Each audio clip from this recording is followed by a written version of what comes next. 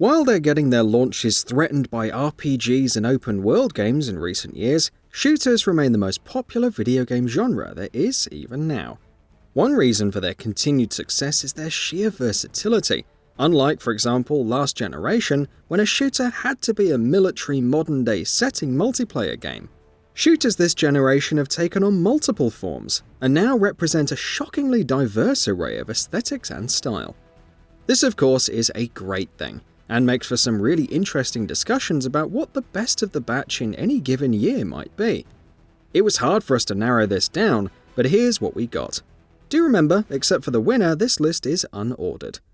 Note, the nominees and winner were decided by an internal vote held among the entire Gaming Bolt staff. The nominees: Star Wars Squadron. In the golden age of Star Wars games, among the most popular ones available were the Rogue Squadron titles. These space vehicular shooter games let players fulfill the fantasy of piloting the fanciful military vessels of the Star Wars universe in some of the most thrilling combat scenarios, recreated or inferred from the movie series. With EA finally having managed to resuscitate the classic Battlefront games, they turned their eye to the Rogue Squadron games next, and we got Star Wars Squadron. It's a shockingly well-made game, with a bevy of modes, great controls, and some of the most immersive Star Wars content we've received in years, especially if you play it in VR.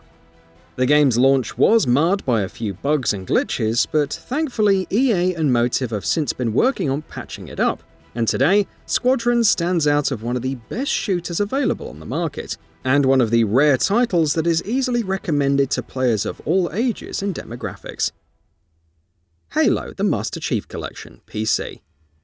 Microsoft and 343 Studios made good on their promise to bring the Master Chief Collection to PC, finally bringing the bulk of the franchise to the platform and seeing it achieve great popularity with an all-new audience in the process. Released piecemeal one game at a time, 2020 saw Combat Evolved, 2, 3, 4, and ODST all come to PC.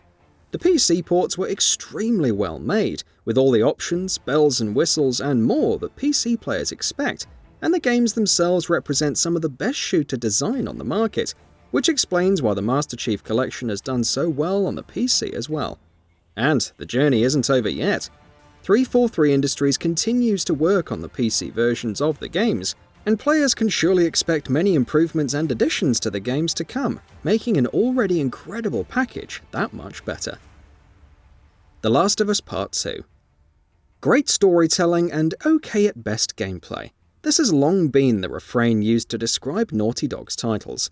And while once it may have even held true to some extent, it hasn't for a while now.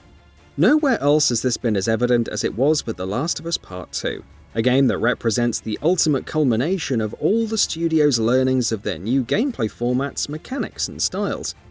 The Last of Us Part 2 has been a controversial game for many reasons, but the one thing that even most of its ardent haters have been able to admit is that it plays wonderfully.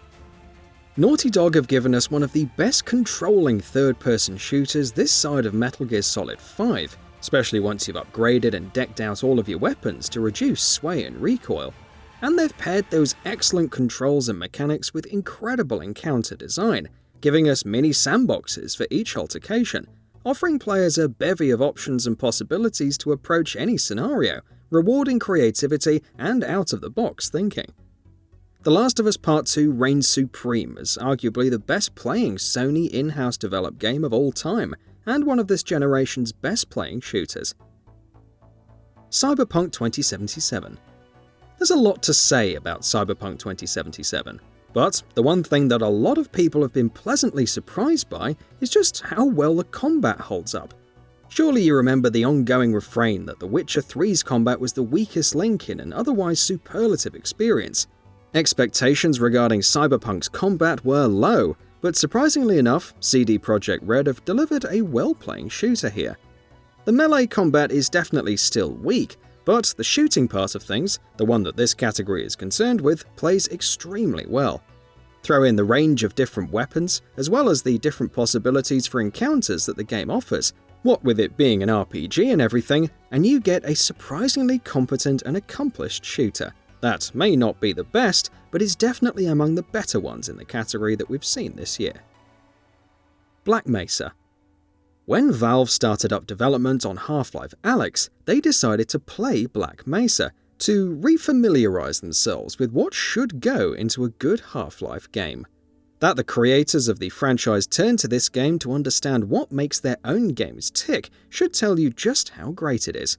Black Mesa, the long-awaited and vaunted remake of the original Half-Life game, is absolutely incredible. The original Half-Life game was revolutionary and a pioneering trailblazer for its genre, but being the first one of its kind means that it's since been bettered in almost every aspect by pretty much every game that came after it and built on it. Black Mesa, then, plays like what Half-Life would have been like had it been made for the first time in 2020. And honestly, there's no higher praise that we can give it than that.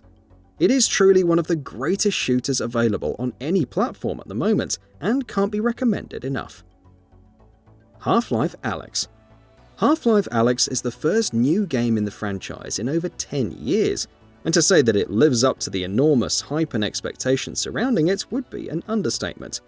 With ALYX, Valve set out to make a game that fully delivers on the promise and potential of the VR paradigm, something that no other game so far has been able to accomplish. And lo and behold, they succeeded. If there is one must-play killer app VR game, Half-Life ALYX is it.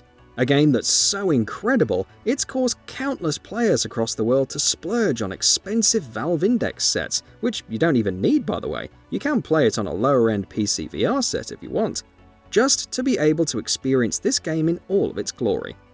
Much like its forebears, Half-Life ALYX has set the standards for any shooter that will follow in its wake, in this case on VR, and we can't wait to see how Valve will top themselves next, whenever they get around to releasing a new game anyway.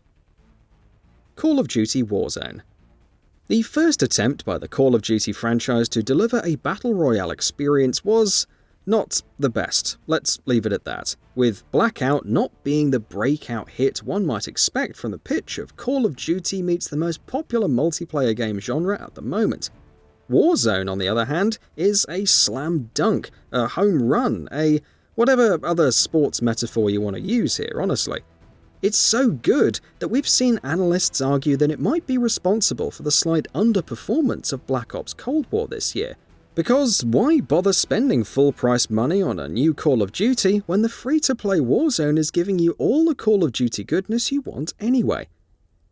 In 2016, Doom was a sleeper hit that took everyone by surprise because of how incredibly great it was, and how much it understood the essence of what used to make shooters so great back in the day. So, what did id Software do for Doom Eternal? Give us more of the same, mostly, just amped up to even more intensity. Doom Eternal has some fantastic weapon variety, shooting mechanics, enemy design, and just non-stop action, and it manages to also address several of the problems that were raised with 2016. Zombie Army 4 Dead War.